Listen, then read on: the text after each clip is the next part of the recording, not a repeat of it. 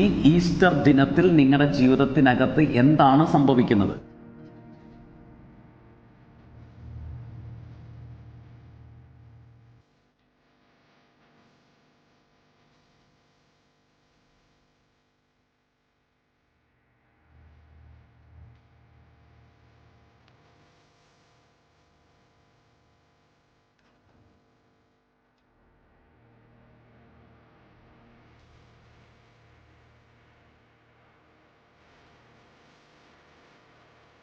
ആഴ്ചവട്ടത്തിൻ്റെ ഒന്നാമത്തെ ദിവസം അതിരാവിലെ മഗ്ദലക്കാരി മറിയയും യാക്കോബിൻ്റെ അമ്മ മറിയയും ശലോമയും യേശുവിനെ അടക്കം ചെയ്ത കല്ലറയ്ക്ക് മുമ്പിലെത്തി.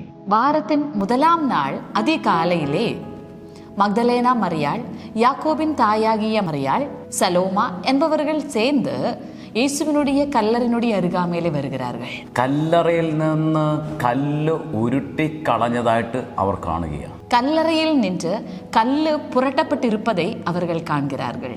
അവർ കല്ലറയ്ക്ക് അകത്തു കയറി, എന്നാൽ കർത്താവായ യേശുവിനെ അവർ അവിടെ കണ്ടില്ല. அவர்கள் கல்லறைக்குள்ளே ஏறினார்கள், ஆனால் கர்த்தராகிய இயேசுவை அவர்கள் காணவில்லை. അവിടെ മിന്നുന്ന വസ്ത്രം ധരിച്ചതുപോലെ രണ്ട് ദൂതന്മാർ അവിടെ ഉണ്ടായിരുന്നു. அங்கே பிரகாசமுள்ள வஸ்திரங்களை அணிந்த 2 தூதர்கள் அந்த இடத்திலே இருந்தார்கள். അവർ അവരോട് പറയുക, നിങ്ങൾ ജീവനുള്ളവനെ എന്തിനാ മരിച്ചവരുടെ ഇടയിൽ അന്വേഷിക്കുന്നത്? அவர்கள் இவர்களை நோக்கி சொல்கிறார்கள், நீங்கள் ஜீவனோடு இருக்கிறவரை ஏன் மரித்தோரிடத்தில் தேடுகிறீர்கள்? ആ പദം നിങ്ങളൊന്ന് ശ്രദ്ധിച്ചേ ദൈവമക്കളെ. മഗ്ദലക്കാരി മറിയോടും യാക്കോബിൻ്റെ അമ്മ മറിയോടും ശലോമയോടും ചോദിക്കുന്ന ചോദ്യമാ, ജീവനുള്ളവനെ എന്തിനാ മരിച്ചവർ ഇടയിൽ അന്വേഷിക്കുന്നത്? அந்த கேள்வியை நீங்க சற்று கவனிங்க அன்பானவர்களே. மக்தலேனா மரியாள், யாக்கோபினுடைய தாயாகிய மரியாள், சலோமா என்பவர்களை பார்த்து கேட்கிற கேள்வி என்ன? நீங்கள் ஜீவன் உள்ளவரை ஏன் மரித்தோர் இடத்தில் தேடுகிறீர்கள்? നമ്മുടെ കർത്താവായ യേശു ക്രിസ്തു ഉയർത്തെഴുന്നേറ്റിരിക്കുന്നു എന്നുള്ള സന്ദേശമാണ് ആ 2 പുരുഷന്മാർ ഈ സ്ത്രീകൾക്ക് കൈമാറുന്നത്.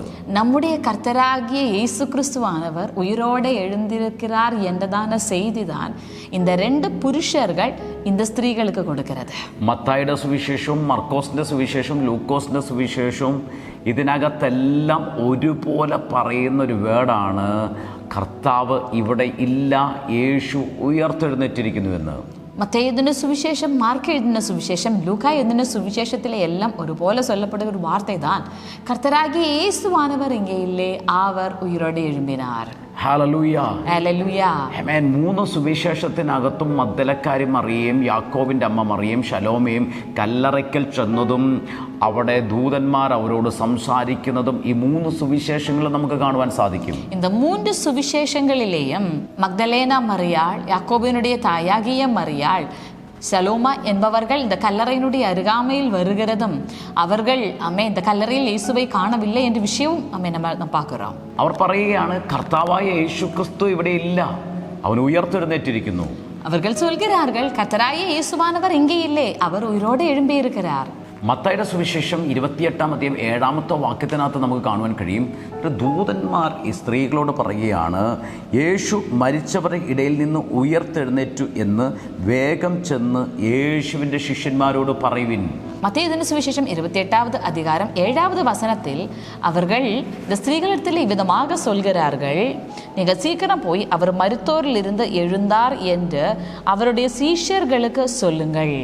യേശുവിൻ്റെ ഉയർത്തെഴുന്നേൽപ്പിന് ശേഷം യേശുവിൻ്റെ ഉയർപ്പിനെക്കുറിച്ച് ആദ്യം സുവിശേഷം അറിയിച്ചത് സ്ത്രീകളാണ്. இயேசு கிறிஸ்துவினுடைய உயிர்த்தெழுதலுக்கு பின்பதாக இயேசுவினுடைய உயிர்ப்பை குறித்ததான சுவிசேஷம் முதலாவதாக அறிவித்தவர்கள் இந்த ஸ்திரீகள். അപ്പോൾ കർത്താവായി യേശു ക്രിസ്തുവിൻ്റെ സുവിശേഷ വേല ആരംഭിച്ചത് പുരുഷന്മാരിൽ നിന്നല്ല, മറിച്ച് സ്ത്രീകളിൽ നിന്നാണ്. അപ്പോൾ കർത്താവായ യേശു ക്രിസ്തുവിനുடைய ഉയർത്തെഴുന്നേലിനുடைய സുവിശേഷം ആരംഭിച്ചത് പുരുഷർകളിൽ നിന്നല്ല, സ്ത്രീകളിടത്തിലേ. അപ്പോൾ പുതുനിയമത്തിൻ്റെ സുവിശേഷം പകരപ്പെടുന്നത്, സ്പ്രെഡായത് അതൊരു സ്ത്രീയിൽ നിന്നാണ് സ്പ്രെഡായത്. അപ്പോൾ പുതിയ ഉടൻപടിക്കയുടെ സുവിശേഷം പരവ ആരംഭിച്ചത് ഒരു സ്ത്രീയിൽ നിന്നേ. എന്നെ കേൾക്കുന്ന ദൈവമക്കളെ, സ്ത്രീകളെ നോക്കി ഞാൻ പറയുകയാണ്, നിങ്ങളിലൂടെയാണ് സുവിശേഷം ആദ്യം ആരംഭിച്ചത്. ഇന്ന് ആ സുവിശേഷത്തിൻ്റെ ആ തീ നിങ്ങളിൽ കത്തുവാൻ തുടങ്ങട്ടെ. ഈ മെസ്സേജ് കേൾക്കുമ്പോൾ തന്നെ സുവിശേഷത്തിൻ്റെ തീ നിങ്ങളിലും അധികമായി കത്തിജ്വലിക്കട്ടെ. என்னை கேட்கிற அன்பானவர்களே, ஸ்திரீகளே, முதலாவதாக சுவிசேஷம் பற்றி எரிய ஆரம்பித்தது உங்கள் வழியாகத்தான்.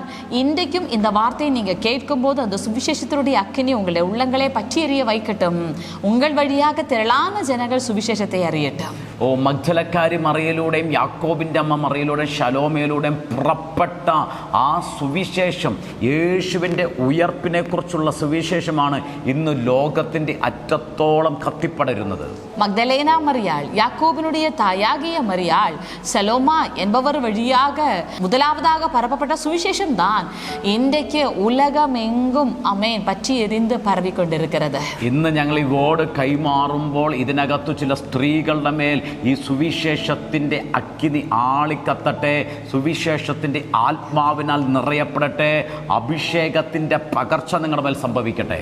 இன்றைக்கு இந்த வார்த்தை உங்களிடத்திலே நாங்கள் பகிரும்போது சில ஸ்திரீகள் அவர்கள் வல்லமையாக சுவிசேஷத்தில் எழும்புவதாக, சுவிசேஷத்தினுடைய அக்கினி அவர்கள் மேல் பற்றி எறிவதாக, அவர்கள் முகாந்தரமாக திரளான ஜனங்கள் യേശുവെ അറിവதாக. ഇന്ന് സകല ജനങ്ങളും ഈസ്റ്ററിനെ ആഘോഷിക്കുമ്പോൾ യേശുവിൻ്റെ ഉയർപ്പിൻ്റെ സുവിശേഷം അറിയിക്കുവാനുള്ള ഒരു കൃപ നിങ്ങളുടെ മേൽ പകരപ്പെടട്ടെ. இன்றைக்கு அநேகம் ஜனங்கள் ஈஸ்டரை கொண்டாடும் போது மெய்யான உயிர்ப்பினுடைய சுவிசேஷம் அறிவிக்க கர்த்தர் உங்களை വല്ലമയാക பயன்படுத்துவாராக. കാരണം എന്താണ് ഈസ്റ്റർ അല്ലെങ്കിൽ ഉയർപ്പ് എന്താണെന്ന് അറിയാതെയാണ് ഇന്ന് സകല ജനങ്ങളും അത് ആഘോഷിക്കുന്നത്.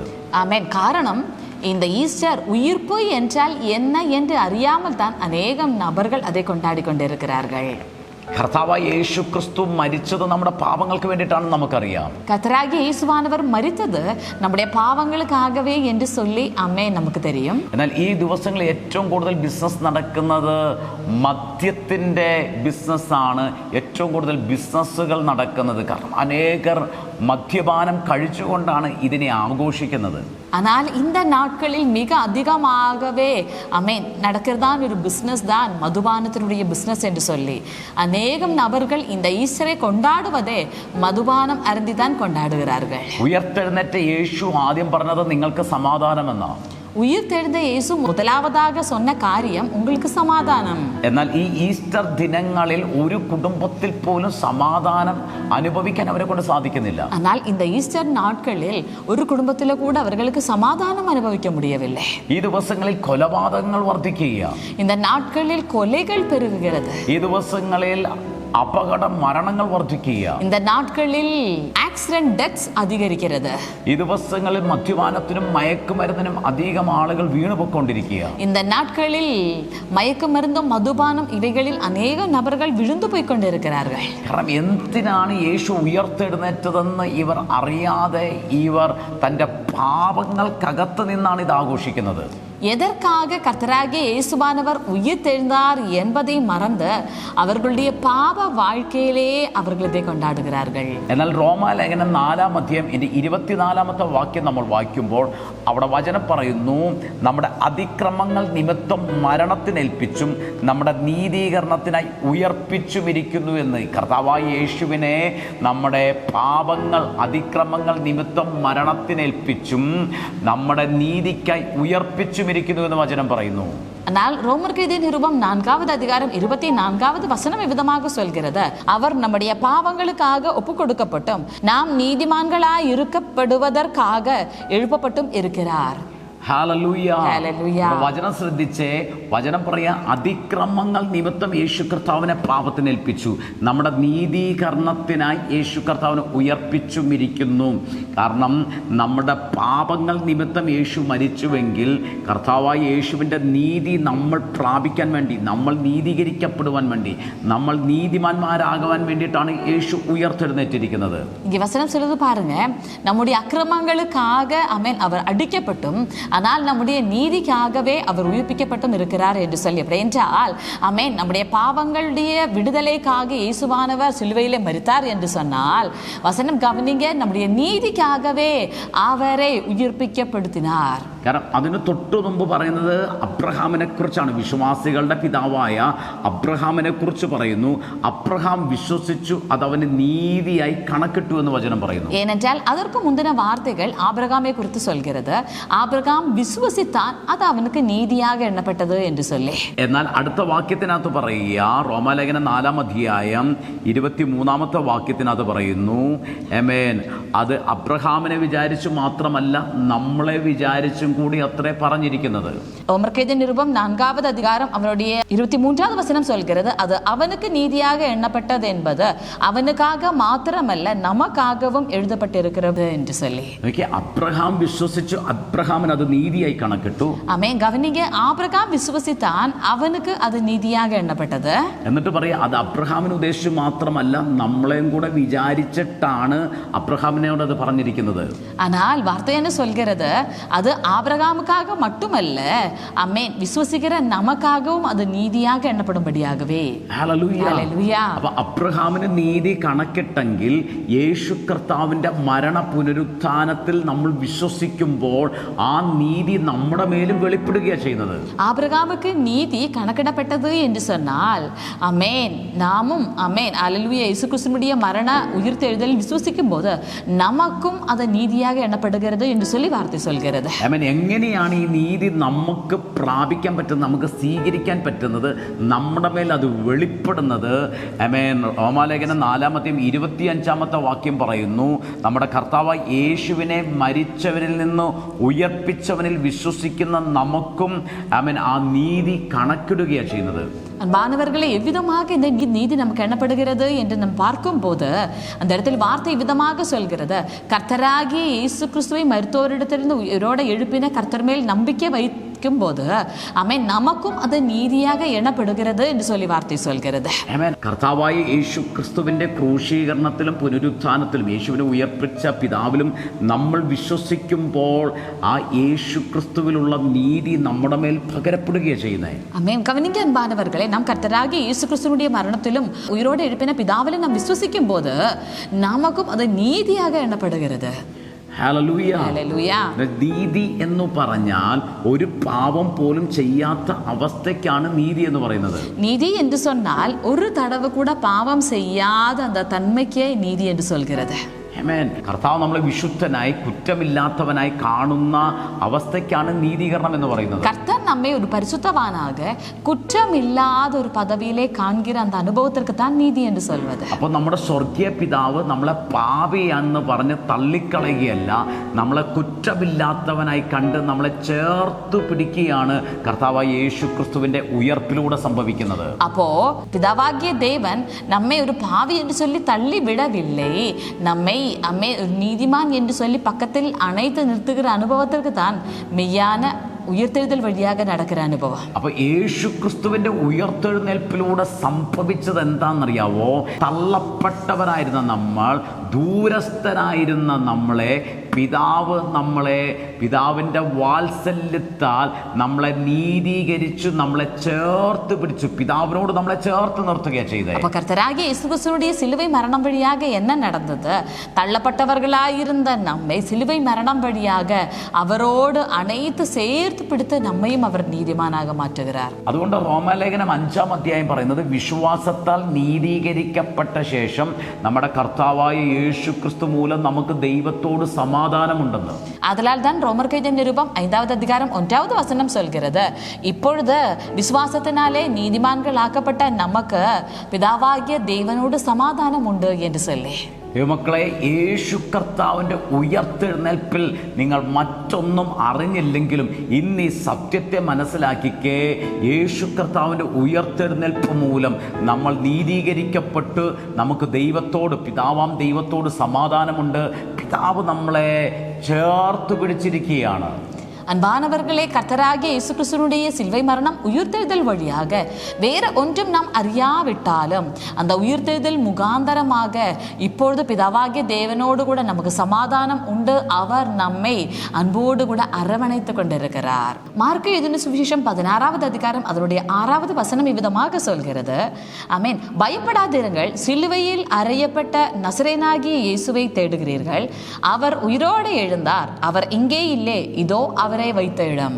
ദൈവമക്കളെ, മർക്കോസിന്റെ സുവിശേഷം 16-ാം അധ്യായം 6-ാമത്തെ വാക്യം ഇങ്ങനെ പറയുന്നു: ഭ്രമിക്കേണ്ട, ക്രൂശിക്കപ്പെട്ട നസ്രായനായ യേശുവിനെ നിങ്ങൾ അന്വേഷിക്കുന്നു. യേശു ഉയർത്തെഴുന്നേറ്റു, അവൻ ഇവിടെയില്ല. അമേൻ. ഇതുപോലെ നമ്മുടെ പല സൂழ்நிலையிலும் അറിയപ്പെട്ട കർത്തരാകിയ യേശു ക്രിസ്തുവെ നാം തേടുகிறோம். ഇതുപോലെ നമ്മുടെ പല സാഹചര്യത്തിലും ക്രൂശിക്കപ്പെട്ട ആ ക്രിസ്തുവിനെ നമ്മൾ അന്വേഷിക്കുന്നത്. ஆனால் ஒன்று புரிந்து கொள்ளுங்க, நாம் செய்து வருகிறதான கலாச்சாரங்களிலேயோ அமேன் செய்து வருகிறதான அமேன் சில காரியங்களிலேயோ அல்ல கர்த்தராகிய இயேசுவானவர். வசனம் சொல்கிறது அவர் அங்கே இல்லை என்று. എന്നാൽ നമ്മൾ അന്വേഷിക്കുന്ന, നമ്മൾ ചെയ്തു വരുന്ന ആചാരങ്ങൾക്കകത്തല്ല യേശു. വചനം പറയുന്നു, യേശു അവിടെ ഇല്ല. இந்த நாளில் இந்த வார்த்தையை எத்தனை பேர் புரிந்து கொள்றீங்க? நம் ஆண்டாண்டுக்கு செய்கிறதான அமேன் சில காரியங்கள், ஆண்டாண்டுக்கு அமேன் தேடுகிறதான சில அனுபவங்கள், இதிலே அல்ல கர்த்தராகிய இயேசுவானவர். மெய்யாகவே அவர்கள் 2000 ஆண்டுகளுக்கு முன்பதாக உயிர் தெழுந்து இன்றைக்கும் அவருடைய கல்லறை திறக்கப்பட்டதாக இருக்கிறதை நாம் அறிகிறோம். നമ്മൾ വർഷം ചെയ്തു വരുന്ന ഓരോ പ്രവർത്തികൾക്കോ ആചാരങ്ങൾക്കകത്തോ അല്ല യേശു. വചനം പറഞ്ഞു, യേശു അവിടെ ഇല്ല. യേശു ഉയർത്തെഴുന്നേറ്റിരിക്കുന്നു. 2000-ൽ പരം വർഷമായി യേശുവിന്റെ കല്ലറ ഇന്നും തുറന്നു കിടക്കുകയാണ്. பாருங்க, இந்த தூதர்கள் இந்த ஸ்திரீகளை பார்த்து சொல்கிற அமேன் விஷயம் என்ன? அமேன், அவர் இங்கே இல்லை, இதோ അവരെ வைத்த இடம். ദൂതന്മാർ ആ സ്ത്രീകളെ നോക്കി പറയുക, ഇതാണ് യേശുവിനെ വെച്ച സ്ഥലം, ആ യേശു ഇവിടെ ഇല്ല. இந்த நாளில் அமேன், இந்த வசனத்தில் நீங்கள் உறுதிப்பட்டுக் கொள்ளுங்கள். நாம் தேடுகிற பல விஷயங்களையும் அல்ல இயேசு. இயேசுவானவர் உயிர்த்தெழுந்த പിതാവിനുடைய മഹിമയിൽ അവരുടെ വലപ്പക്കത്തിൽ വീട്ടിരിக்கிறார். നമ്മൾ അന്വേഷിക്കുന്ന പല സ്ഥലങ്ങളിലുമല്ല, യേശു കർത്താവ് ഉയർത്തെഴുന്നേറ്റു, പിതാവിന്റെ വലതുഭാഗത്ത് ആ മഹത്വത്തിലാണ് യേശു ഇപ്പോൾ ആയിരിക്കുന്നത്. இந்த நாளில் இந்த விஷயம் புரிந்து கொள்ளுங்க அன்பானவர்களே.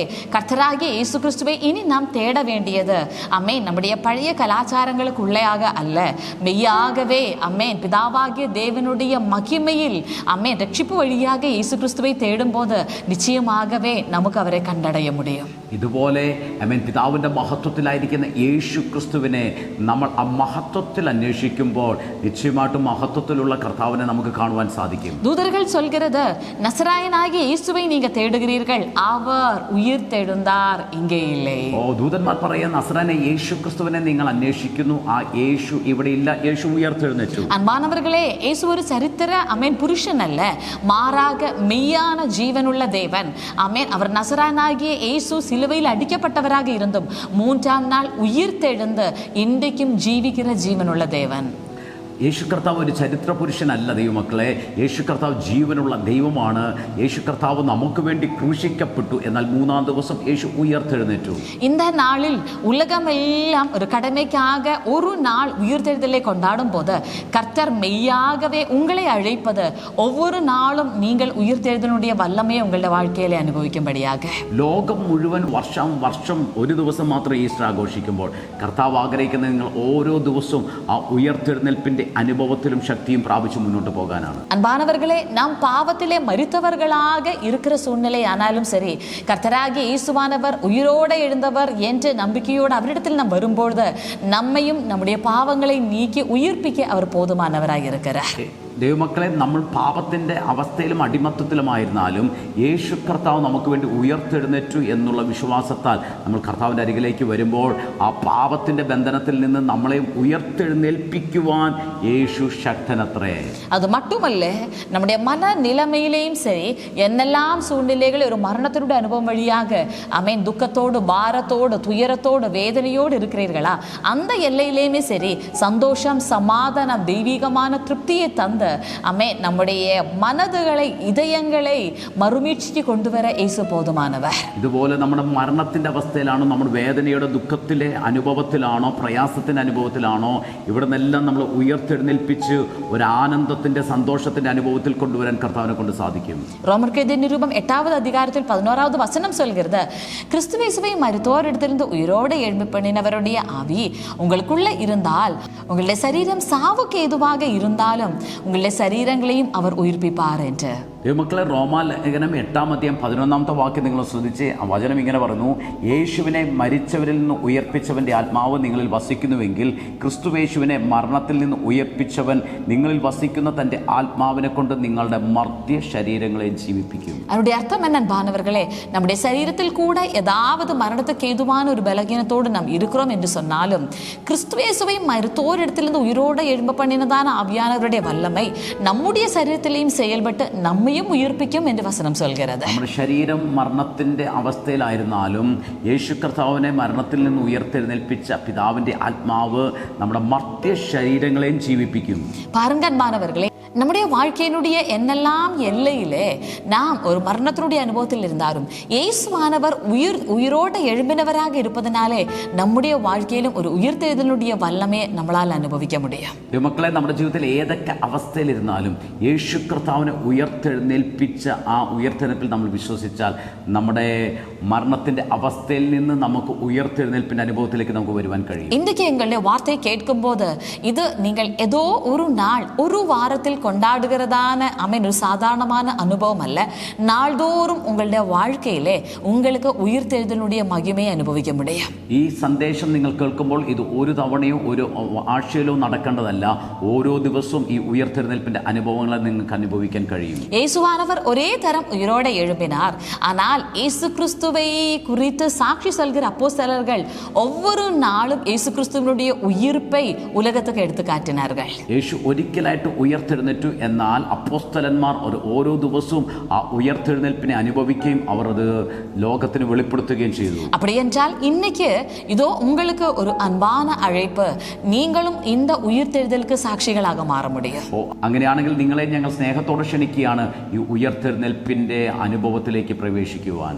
இந்த உயிர்த்தெழுதின் அனுபவத்துக்குள் நீங்க வந்தீர்கள் என்று சொன்னால் எப்படி என்று கேட்டால், கர்த்தராகிய இயேசு கிறிஸ்துவானவர் உங்களுடைய பாவத்துக்காகவே மரித்து உங்களுடைய நீதிக்காகவே உயிர்த்தெழுந்தார் என்று இதயத்தில் நீங்கள் விசுவசித்து வாயினால் அறிக்கை பண்ணினால் நிச்சயமாகவே உங்களுடைய வாழ்க்கையிலும் உயிர்த்தெழுதலின் வல்லமை செயல்பட ஆரம்பிக்கும். കർത്താവായ യേശു ക്രിസ്തു നിങ്ങളുടെ പാപത്തിന് വേണ്ടി മരിച്ചു, നിങ്ങളുടെ നീതിക്ക് വേണ്ടി ഉയർത്തെഴുന്നേറ്റു എന്ന് നിങ്ങൾ ഹൃദയത്തിൽ വിശ്വസിക്കുകയും വാഗൊണ്ട് ഏറ്റുപറയുകയും ചെയ്താൽ ഈ രക്ഷയെ നിങ്ങൾക്കും അനുഭവിക്കാൻ കഴിയും. உயிர்த்தெழுதலுடைய சாட்சியாக உங்களுக்கு மாற முடியும். ഉയർത്തെഴുന്നേൽപ്പിന്റെ ഒരു സാക്ഷിയായി നിങ്ങൾക്ക് മാറുവാനായിട്ട് കഴിയും.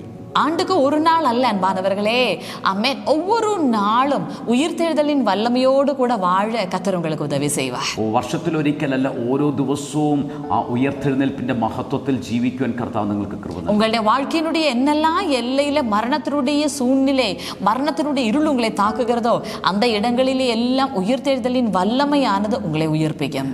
നിങ്ങളുടെ ജീവിതത്തിനകത്തും മരണത്തിന്റെ അവസ്ഥ എവിടെയൊക്കെയുണ്ടോ അവിടെയെല്ലാം ഉയർത്തെഴുന്നേൽപ്പിന്റെ ആ ശക്തി അത് வெளிப்பட்டு நீங்களை உயர்த்தெழுந்திருப்பிக்குவான் தொடங்கும். இன்றைக்கு இந்த வார்த்தை கேட்கும்போது எத்தனை பேர் வாஞ்சிக்கிறீங்க, என்னுடைய வாழ்க்கையினுடைய ஒவ்வொரு எல்லைகளிலும் ஆமென் நான் இந்த உயிர்த்தெழுதலுடைய மகிமை அனுபவிக்க வேண்டும் என்று சொல்லி. ഇന്ന് നിങ്ങൾ സന്തോഷത്തെ കേൾക്കുമ്പോൾ നിങ്ങൾ തിരിച്ചറിഞ്ഞ് നിങ്ങൾ ഡിക്ലെയർ ചെയ്തേ, എൻ്റെ ജീവിതത്തിൽ ഓരോ അനുഭവത്തിലും ഈ ഉയർത്തെഴുന്നേൽപ്പിന്റെ മഹത്വത്തെ ഞാൻ അനുഭവിക്കാൻ പോകുകയാണ്. ஆமென். இன்னைக்கு எத்தனை பேர் சொல்றீங்க, உயிர்த்தெழுந்து என்றைக்கும் ஜீவிக்கிற இயேசுவானவர் என்னுடைய வாழ்க்கையிலே உயிர்த்தெழுதலின் வல்லமையோடு கூட வெளிப்படும்படியாக நான் வாஞ்சிக்கிறேன் என்று.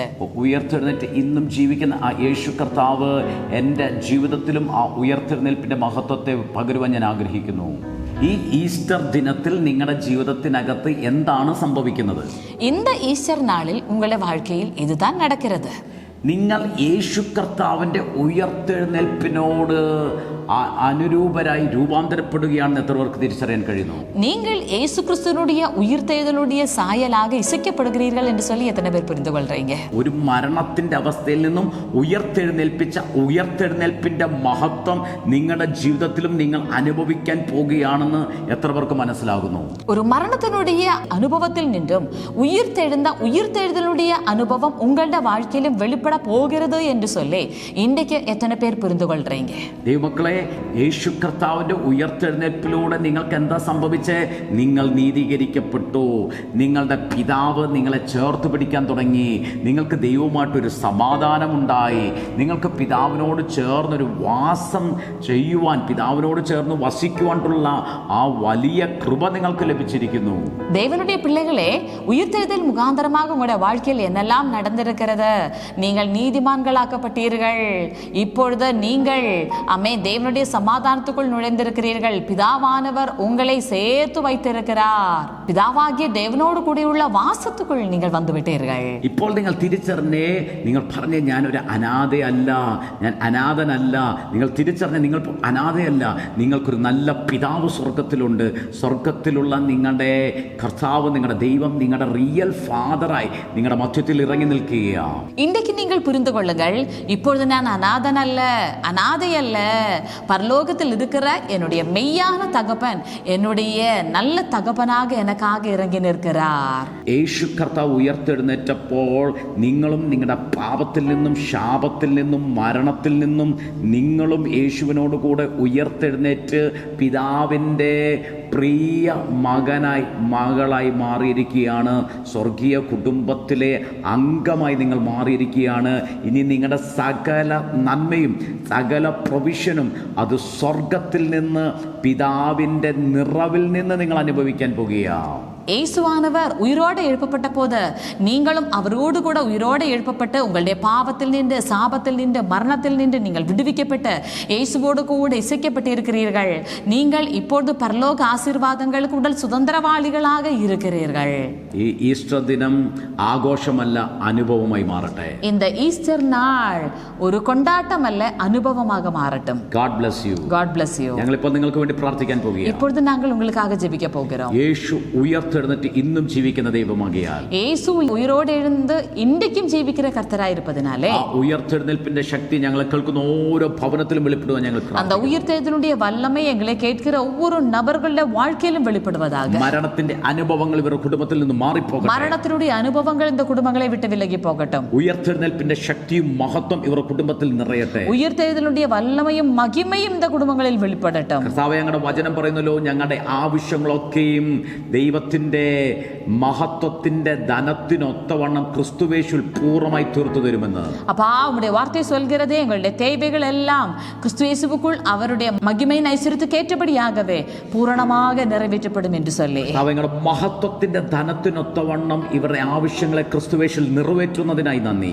கர்த்தாவே, உம்முடைய மகிமையின் ஐஸ்வரியத்துக்கு ஏற்றபடி இவர்களுடைய தேவைகள் எல்லாம் கிறிஸ்து இயேசுவுக்குள் நிறைவேற்றப்படுவதற்காக ஸ்தோத்திரம். அப்பா, இன்றைக்கு நாங்கள் ஆசீர்வதிக்கும் போது கர்த்தாவே, மெய்யான உயிர்த்தெழுதலின் அனுபவம் இந்த பிள்ளைகளுடைய வாழ்க்கையில உண்டாகட்டும். இவர்களுடைய ஆவி ஆத்தும சரீரத்தில் உயிர்த்தெழுதலின் மகிமை வெளிப்பட்டு கர்த்தாவே, பிதாவாகிய தேவன் குமாரனாகிய இயேசுவுடைய வாழ்க்கையிலே அந்த உயிர்த்தெழுதலின் வல்லமையினால என்னெல்லாம் செய்தீரோ அது முழுவதுமாக உம்முடைய பிள்ளைகள் அனுபவிக்கும்படியாக நாங்கள் இப்பொழுது ஜெபிக்கிறோம். அப்பா, நீங்க பெரிய விடுதலைகளை செய்வதற்காக ஸ்தோத்திரம். இந்த ஈஸ்டர் மெய்யாகவே இவர்களுடைய வாழ்க்கையிலே ஒரு கொண்டாட்டத்தினுடைய ஒரு அனுபவத்தினுடைய நாள்களாக மாறட்டும். இயேசுவின் நாமத்தில் ആമേൻ. ആമേൻ. ആമേൻ. ആമേൻ. God bless you. God bless you all. എല്ലാ ഞായറാഴ്ചകളിലും രാവിലെ 10 മണി മുതൽ മൂന്നാർ പോസ്റ്റ് ഓഫീസ് സമീപമുള്ള ഗിൽഗാൽ ഹാളിൽ brother Tony Francis, sister Jinu Tony എന്നിവർ ശുശ്രൂഷിക്കുന്നു. കൂടുതൽ വിവരങ്ങൾക്കായി സ്ക്രീനിൽ കാണുന്ന നമ്പറിൽ കോൺടാക്ട് ചെയ്യുക. എല്ലാ ഞായറാഴ്ചകളിലും രാവിലെ 7:30 ഓൺലൈൻ വർഷിപ്പ് സൂം പ്ലാറ്റ്ഫോമിൽ നടത്തപ്പെടുന്നു. പങ്കെടുക്കുവാൻ സ്ക്രീനിൽ കാണുന്ന ഐഡിയും പാസ്വേഡും ഉപയോഗിക്കുക. നിങ്ങളുടെ പ്രാർത്ഥനാ ആവശ്യങ്ങൾക്കായി ഞങ്ങളെ വിളിക്കേണ്ട നമ്പർ 9447775093 അല്ലെങ്കിൽ 9495975093. നിങ്ങളുടെ പ്രാർത്ഥനാ വിഷയങ്ങൾ വാട്സാപ്പിൽ ഞങ്ങൾക്ക് അയക്കേണ്ട നമ്പർ 9447775093. എല്ലാ വെള്ളിയാഴ്ചകളിലും ഇന്ത്യൻ സമയം ഈവനിംഗ് 6:30 മുതൽ സൂം പ്ലാറ്റ്ഫോമിൽ ഹീലിംഗ് ആൻഡ് ഡെലിവറൻസ് മീറ്റിംഗ് നടത്തപ്പെടുന്നു. പങ്കെടുക്കുവാനായി സ്ക്രീനിൽ കാണുന്ന ഐഡിയും പാസ്വേഡും ഉപയോഗിക്കുക. കർത്താവ് ചെയ്ത അത്ഭുത സാക്ഷ്യങ്ങളും അനുഗ്രഹീത വചന സന്ദേശങ്ങളും ലഭിക്കുവാൻ ക്രൈസ്റ്റ് ജനറേഷൻ മിനിസ്ട്രീസ് എന്ന ഞങ്ങളുടെ യൂട്യൂബ് ചാനൽ സബ്സ്ക്രൈബ് ചെയ്യുക.